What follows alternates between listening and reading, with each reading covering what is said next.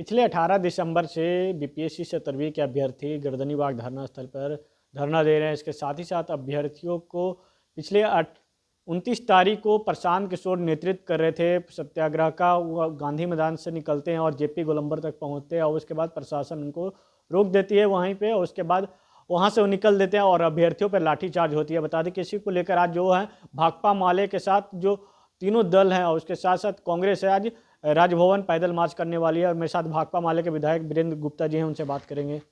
आज आप लोग राजभवन मार्च करने जा रहे हैं, क्या कुछ मुद्दे हैं और किस तरीके से आप लोग राजभवन के पास अपनी बात को रखेंगे?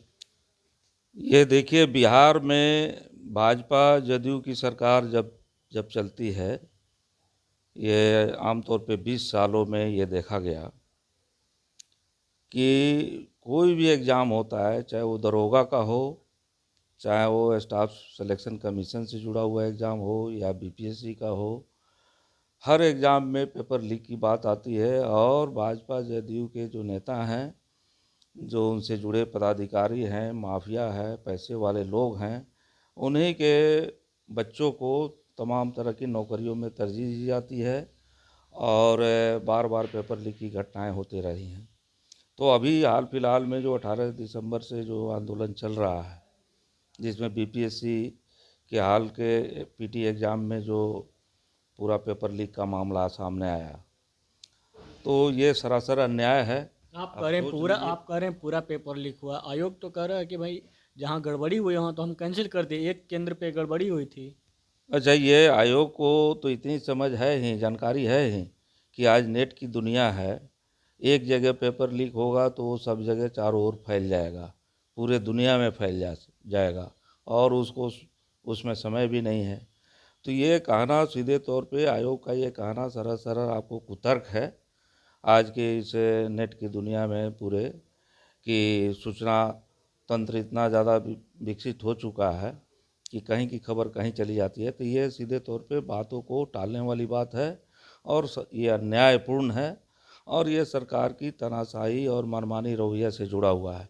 दूसरी बात है कि छात्र जो अनशन पर बैठे हुए हैं, धरना पर बैठे हुए हैं लगातार, तो सरकार को इसमें चाहिए कि वार्ता करके और तमाम मामलों को जो जायज़ मांगे हैं, यदि सरकार पारदर्शी तरीके से तमाम चीज़ों को करना चाहती है तो छात्रों की मांग तो पारदर्शिता के लिए ही है।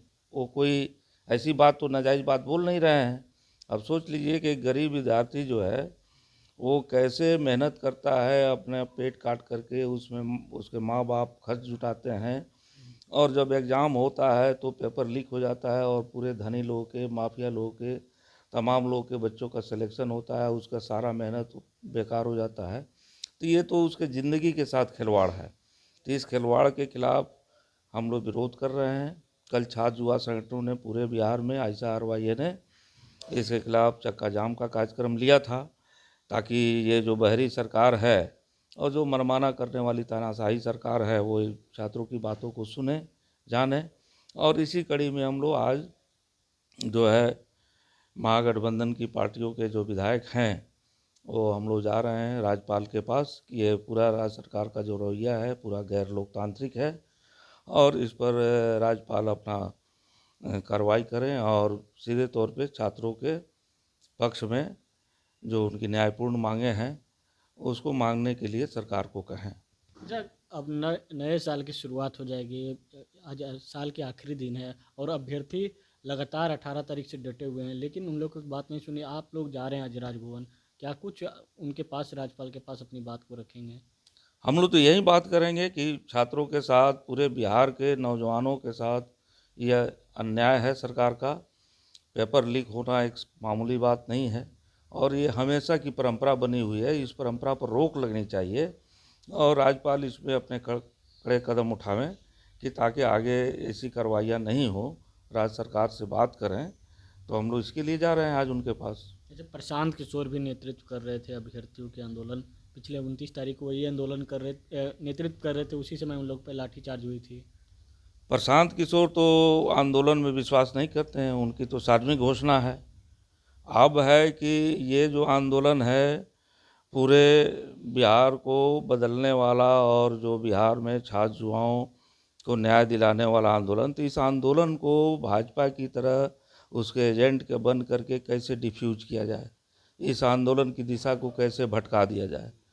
तो इसके लिए वो तरह तरह से भाजपा के लोग, चाहे वो प्रशासन के दबाव से हो कि एक जगह का मामला बात करके और पूरी चीज़ को लिपापोती करना चाहते हैं, या प्रशांत किशोर जैसे लोगों को इस्तेमाल करके आंदोलन की दिशा को भटकाना चाहते हैं।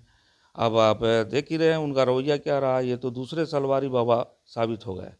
जैसे आपको दिल्ली में आपने देखा भ्रष्टाचार के खिलाफ लड़ाई थी, तो ये दूसरे सलवारी बाबा हैं कि आंदोलन में जब लाठीचार्ज होता है बच्चों को छोड़ के चल देते हैं, उल्टे बच्चों पर ही जा करके चार्ज लगाते हैं कि हमारे हिसाब से चलो, हमने तुमको कंबल दिया, फल्ला ठिकाना किया।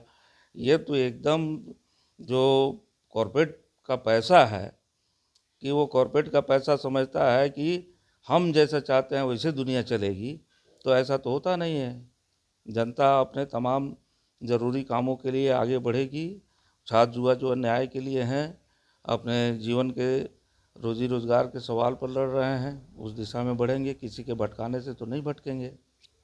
चलिए, थे भाकपा माले के विधायक वीरेंद्र जी, उन्होंने साफ तौर पे कहा कि जो अभ्यर्थियों की मांग है वो जायज़ मांग है। और जहां प्रशांत किशोर की बात है तो प्रशांत किशोर वही रामदेव बाबा के जगह प्रशांत किशोर चल रहे हैं। जिस तरीके से दिल्ली के रामलीला मैदान में रामदेव बाबा ने जिस तरीके से वहां से दरकिनार हुए थे, अब भागे थे, उसी तरीके से प्रशांत किशोर ने नेतृत्व कर फिर जब लाठीचार्ज होने लगी तो उसके बाद वो निकल गए।